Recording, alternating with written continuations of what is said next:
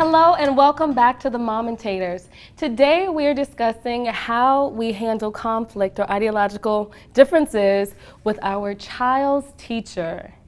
And it is a tricky situation because at the end of the day, you're not in the classroom with your child. Right. The teacher is. So it's a thin line that you have to walk.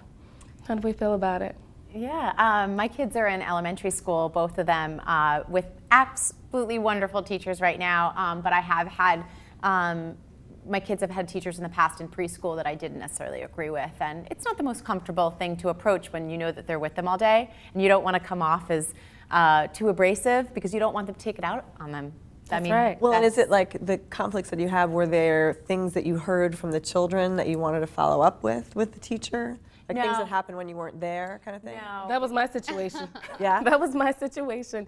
Jayla's 3.5, and she's in preschool, but it's set up like, real school.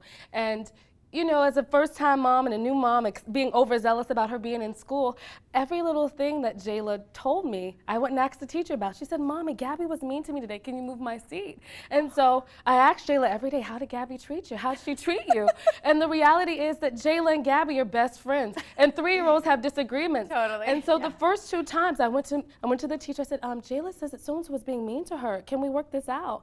And I put Jayla in front of the teacher, and I said, "Jayla, how is so-and-so treating you?" She's like, "Oh, we played today." And I'm like, "Oh," and I felt so small because I went in aggressive, ready to handle the situation. Yeah. And I learned in that instance that you have to learn to let the teacher do their job, and sometimes you have to let your child figure out their own little journeys and little struggles because you don't want to be so on top of it that you make the teacher's job hard. Right. Or make her even feel uncomfortable when interacting with your child. I don't know. Yeah. No, absolutely. Well, I'm just at the beginning of this too. I have a 3-year-old who's in his first year of preschool, and it's kind of a rude awakening in a way this is the beginning of their independence, and that you drop them off and you leave. You gotta know how to let go. And then there's this this sort of like black box of the 3 hours of school, and I ask him like, "How was school? What did you do today?" And I guess it's just the beginning of 12 to 15 years of it was good. They're not going to give you a lot of information. My kindergartner still can't really tell me much, but you have to ask very directed questions, like when you were doing art in the class, what did you draw? It has to be so specific. No, but sometimes I feel like I'm interrogating him. Yeah, no. Too. Yeah, like I'll yeah. hear something that happened, and I actually haven't had any conflicts come up, but I can feel the vulnerability to the possibility of it. Because I don't. I feel good about this school. I feel good about the teachers. I feel good about the environment there. But you realize that it's just the beginning of understanding that you don't have that much control over what happens over the course of your child's day in school, except if you're homeschooling. That's crazy. Like I can't imagine letting go of him that much. I mean, he's only 2.5, so maybe I change my tune later. But one of the reasons we're homeschooling him is because I want to be able to be a part of these things and make sure. And we do co-ops, so he has other interaction with other kids, and we do. Yeah, I just learned about this actually. Like I never realized that. I always thought that what my understanding of homeschooling would be so isolating, to sort of just be with your parents. But that there are networks of people who homeschool, so there's still a lot of social interaction. It's almost like a homeschool movement where I feel like there's no way this teacher who's going to have 20 to 30 kids that they're trying to take care of, and they've got to get all of this stuff jam-packed into this little mind. How are they going to be able to, what if my son, he has maybe a little bit of an attention problem? He's going to be creating more havoc there. It's going to be this bad connotation that when I go to school, when I'm learning, it's going to be a tough thing. I don't like it. I don't like it. Certain teachers make it negative. And see, for me, I want it to be this positive experience for him, that learning is fun and he can do it in so many different ways. And that's why one of the reasons I feel strongly about homeschooling, and in co-op situations like that, where you can have a little bit more control over this education that your child is getting. But I think there's been a paradigm shift in the way people think about education, and I think that teachers are being taught that everybody learns a different way. Right. Yeah. And I feel like where my kids are in school right now, I'm really seeing the success rate of teaching to the individual, and they're not in these separate desks and they're all focused on this one teacher. It's like they're like little learning communities within the classroom, and Is it Montessori or progressive school? No, it's just the public school system that just happens to be, maybe it is a progressive school system, but it's public. And I feel that they really are attending to the needs of all the kids. And I don't think you have to be squeaky wheel gets the grease. I think that they do. They're really watching out, taking each kid out and checking and seeing what's going on with them. And this may not be across the board, but I do think that there has been a shift and that people are learning that if you have a kid who's really hyper or really, case in point, this preschool teacher who was very old school, who like, if she had any boys in her class that were moving around, it was like they were bad kids, bad students.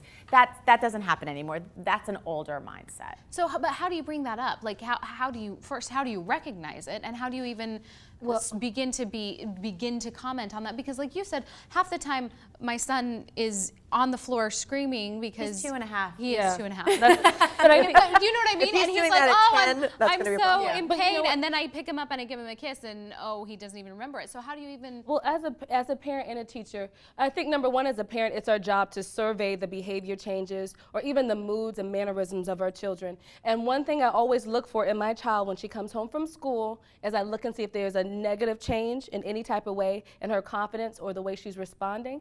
And also, I'm always looking at the teacher when I walk in. If she greeting, she doesn't have to greet me, she doesn't have to be polite to me, but are you greeting my child? And that's very important for me because, like I said, they set the atmosphere and tone for the child during the day. But I think it is a thin line because you want them to have the best education, but you don't want to be so on top of them that they're resentful, like you said, towards your child behind closed doors.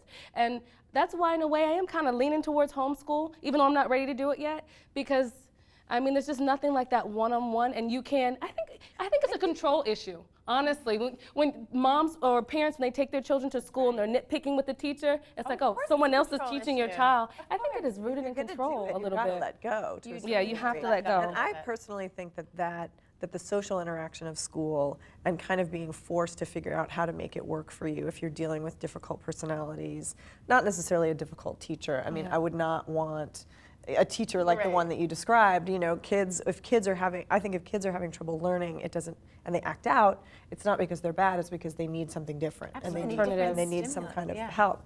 But I personally think that the regular socialization of the community of a school on a daily basis is really, and I think at any age, so much of what you're learning isn't just about the content of the lesson. You know, their academic are these things that we're supposed to articulate to the teacher?